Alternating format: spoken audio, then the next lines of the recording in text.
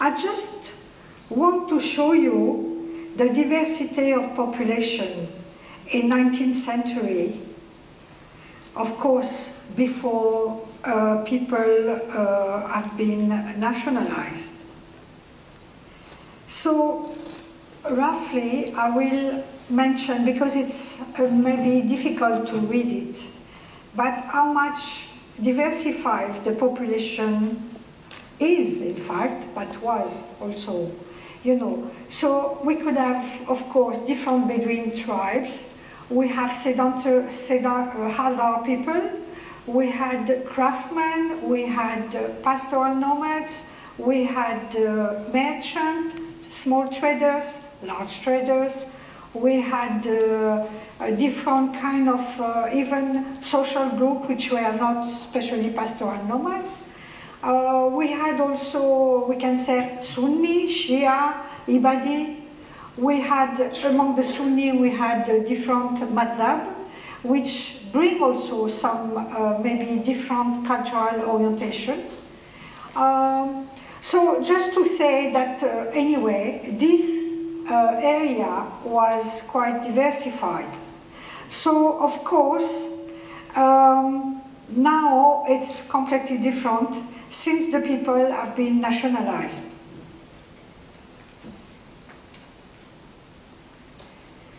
So I'm speaking about paradox of the heritage notion, because it has a temporal dimension.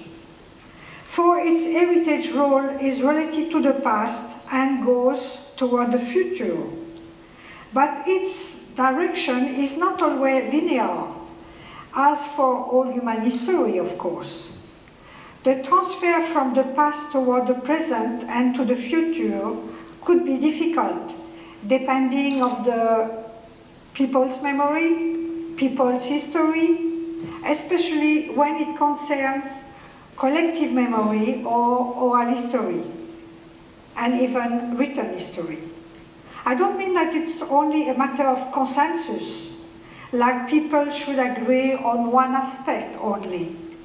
But I am referring to the collective identity through which part of the singular identity is expressed and passed on from group or lineage, but also collective values and reference to others, reference to local area, to the national entity, and to the world.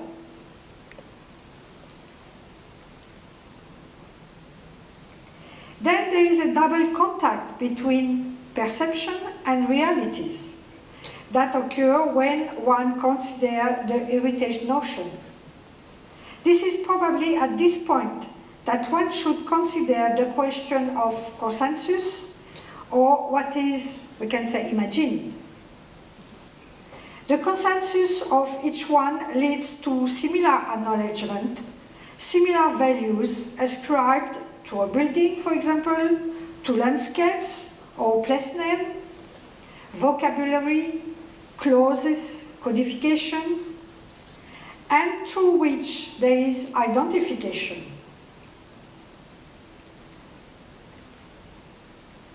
Concerning museum objects that we consider having an heritage function, they have at least two characteristics. These objects become identified with ourselves.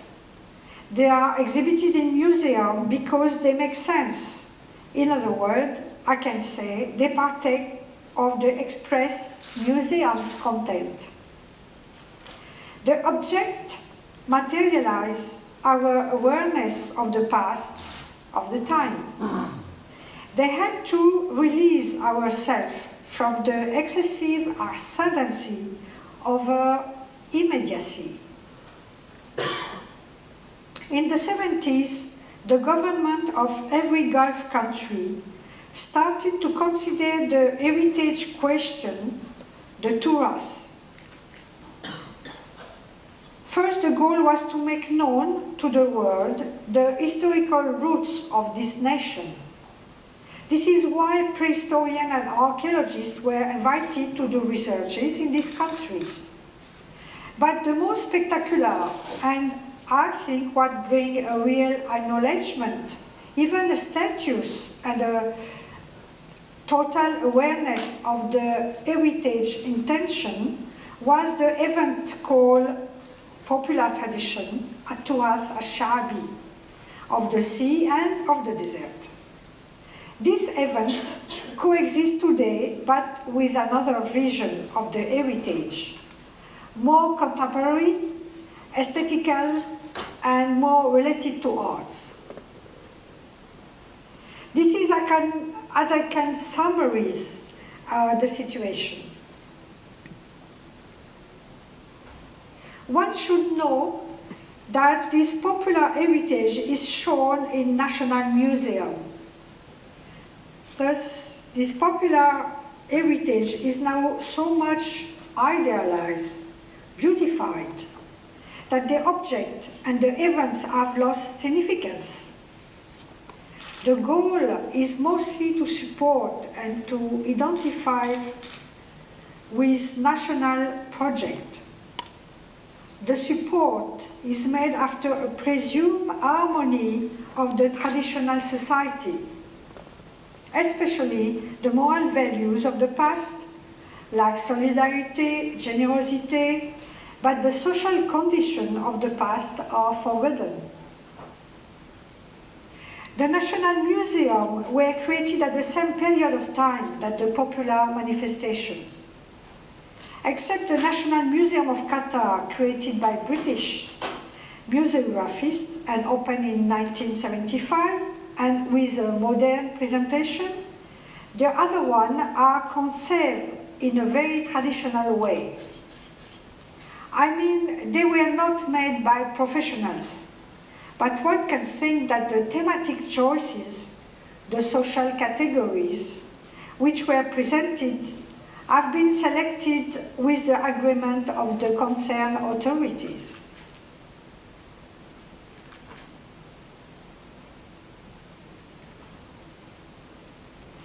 In the National Museum, the identity categories which are presented to the public are the most traditional.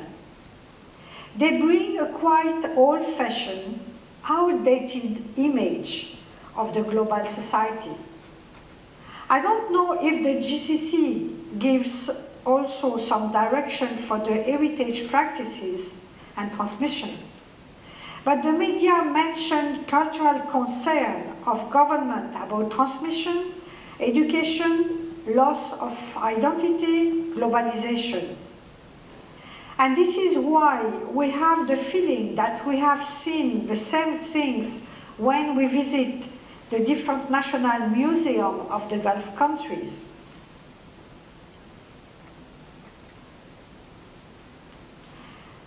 Now, as an example, I'm coming back to the identity category, which I note when I was visiting some, let's say, all the national museums in the Gulf.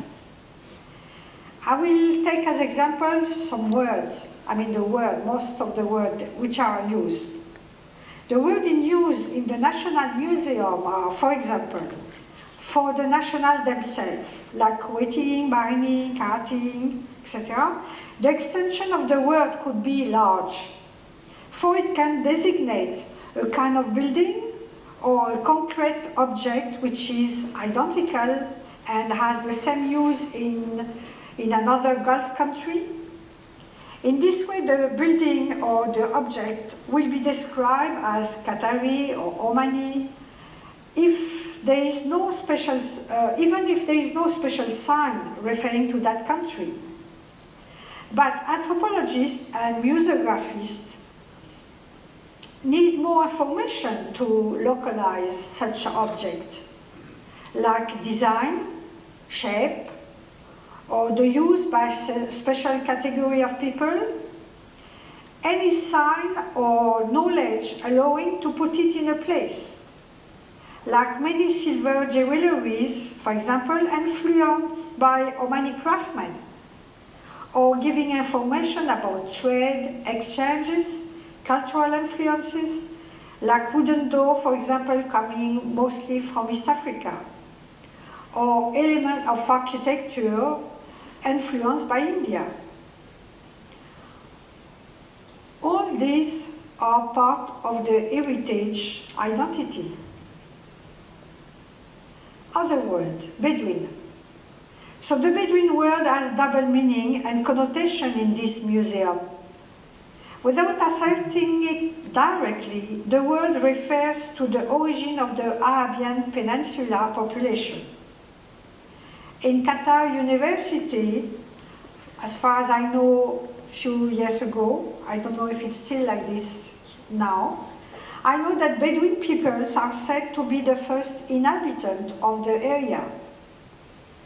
In museums, some ambiguity appears concerning this Bedouin designation. The word expresses a way of life based on breeding animal and family movement with their flock. They are so-called nomads. For me, I would say pastoral nomads. Also, this way of life of pastoral nomads is associated with moral values such as solidarity, generosity, etc.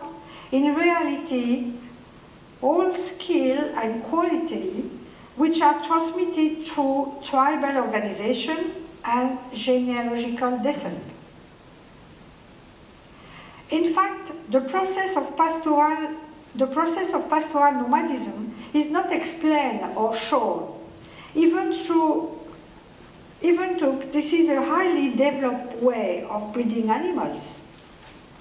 Contrary to what is generally believed, this is not a primitive way of life. It is a mankind's relation to a special arid environment. Also, what is not said in these museums is the process of sedentarization that came in the 60s and actual role as identity value.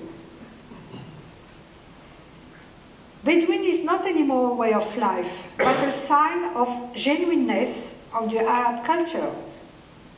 This means that someone is Bedouin to genealogical filiation, then from a good lineage, but could be modern anyway. In contrast with Bedouin, one can see the word sedentary, hadar.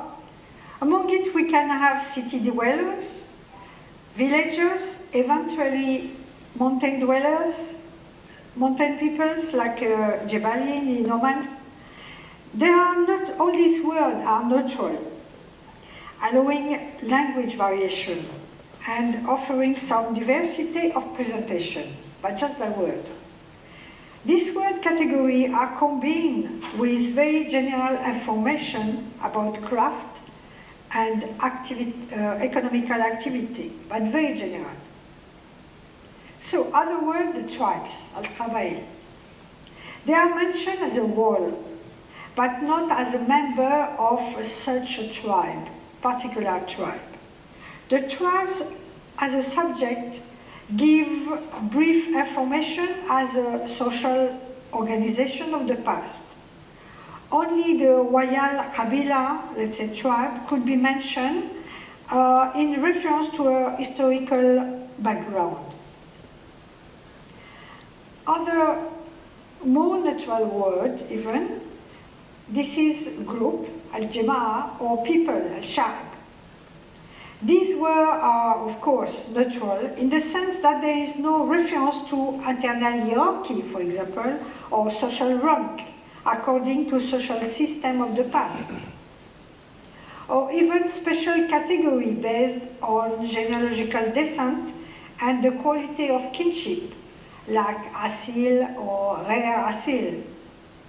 Indeed, this is an anthropological concept, but I give them as example in order to show you the kind of choices that could be made by museologists. Choices are made on different selection, depending on the public. Of course, we like to be concerned. Here, for example, since we are in Arab countries, we could refer to this concept of asil and rare asil. because people are supposed to know. But in European museum, it will require more explanation, so we may forget about it. So you see the meaning with people concerned. The actual presentation is based on social equality, as is the criterion of citizenship. And this is the citizenship on which is based the identity in the Gulf countries, in contrast to the foreigners. Some more neutral words like man, woman, boy, girls are just simple indications associated with clothes. But no reference to personal status as it could be. For example, I know some jewelries that ladies are or were wearing after giving birth to their first child, or to their first boy, or special one for elderly women, or belt for young boy after circumcision, etc. Oman had a diversity of such jewels. Even in Qatar, the Bedouin father used to give a khanjar, a knife, to his son at the age of 8. This is to say that even simple category like man, woman could be rich of knowledge. I noticed that in the National Museum there is no indication about religion, which is also part of the human history. If books are exhibited, no information is given concerning the selection offered to the public. Sometimes science or religious books are presented together, but on what criterion? We know that books could be interesting for their ancientness, for their calligraphy, and of course of their content. One of the main critiques I could make on this National Museum's presentation is the lack of very limited information. Caption and label give such data like man's robe, woman's clock. That's it. In Oman, I remember I saw some years ago a museum with regional costumes expressing the diversity of the states. Actually, it is closed for renovation. In fact, this is the object itself and its use which bring to mind the identity figure and the type of society at the origin of the nation. As such, we have the role of the man and the woman. So this is the kind of presentation it's given in many national museums. For example, the man is always shown in outside activities and as a professional. He hosts male guests, takes care of camels, dye for pearls, or fish, or sell imitation market product, or is a craftsman in the souk. So for this we can see him as a model in front of the smithy, or holding the traditional carpenter's drill. The souk is designed with several shops in line, and the man could be with his son as an apprentice. For the woman, the woman is always related to the private and familial domain. She is dressed with the traditional abaya, the one covering all the body from head to feet. The face is covered with a mask, el batula, or veil, burqa. This is a way to emphasize the good behavior of sexual modesty. She is shown sitting near a cradle, then in a role of mother. She is also presented with supposed feminine occupation inside the house: cooking, sewing, weaving, eventually the care of goats. A daughter could be nearby, young teenager, then learning after her mother and like her, dressed with the traditional attires expressing modesty. The head veil called, she wear the head veil called Elberneck. As you can understand, there is a message behind these last two presentations, but it is not written. Usually there is no information. There is a suggested message, the role of each one in the traditional society, even if I can notice many mistakes after anthropological researches.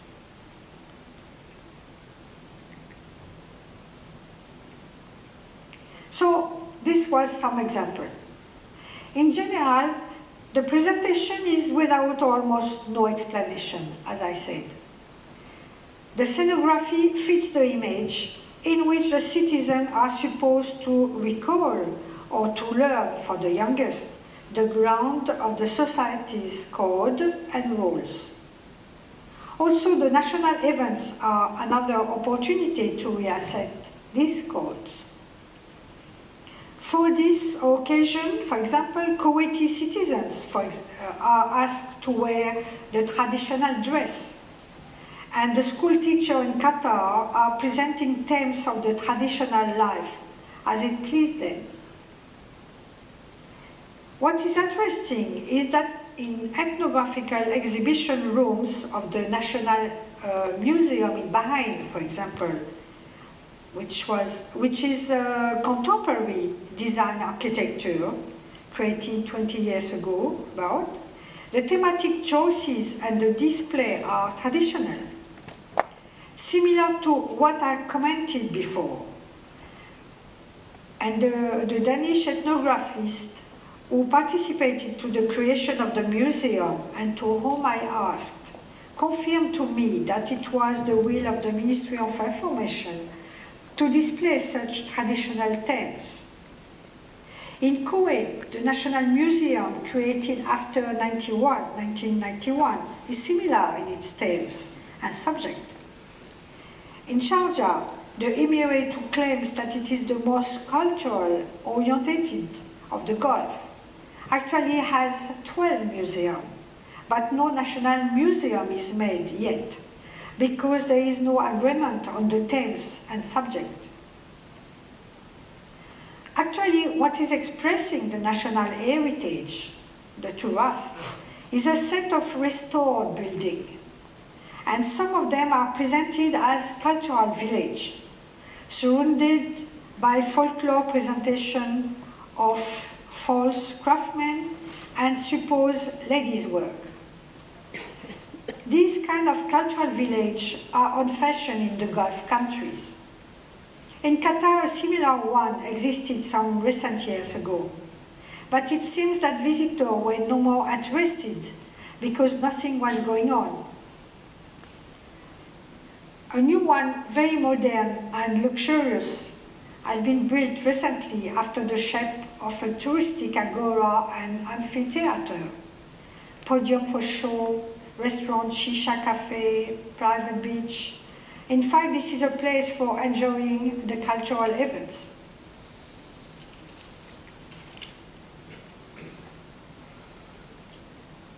Unity diversity question, it's a big question. The main question is the gap between cultural unity of the Gulf population, Al-Khaliji, that can be taken to mean different things depending on the context. The context could be the foreign population, but also the wish to express diversity. Diversity is the assertion of oneself, the exclusiveness of one's own culture, al-thaqafa, or distinct cultural feature. As I showed you at the beginning, diversity was expressed by local population until state creation. After the creation of nations, the cultural diversity is now expressed in prehistory, in antiquity, archaeology, therefore in a very distant history. Maybe because there is a lack of museographical experience and ethnographical recording. There is no real distinction between archaeological and ethnographical heritage.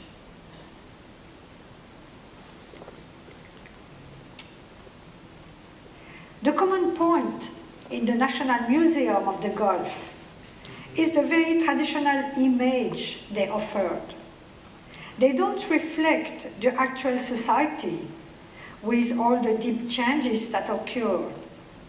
My point is not to critique this view, but merely stating a fact.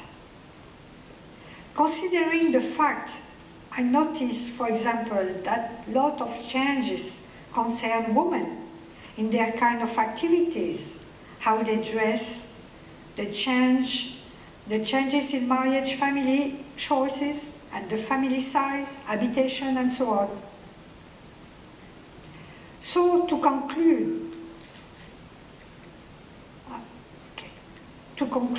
I would say that the diversity of the actual way of life, public and private, offers a strong gap of image between the societies that display modernity and a very old-fashioned National Museum. The question is what discourses are involved. We know that identity construction is a very elaborate, multifaceted process. So finally, I will add 2 elements for thinking. The first one, if we try to take into consideration these 2 alternative poles, such as tradition and modernity, as a division or a passage from one to the other, we cannot explain them as a calendar time relation. The reason for that is that time passage could be explained in a multiple ways, such as cycle, as decadence, as fall, instability, also as a coming back, or as a continuing process. All these expressed ways are called temporality. This notion of temporality allows to explain the time passage depending on the event's intensity and rhythm. It is different than time's notion, which concerns the datation's linearity. So this idea and the citation came from Mr. Bruno Latour. Nous n'avons jamais été modernes. We never been modern. Very interesting. A second point, the construction of social identity is a very elaborate and multifaceted process. It is not a natural given.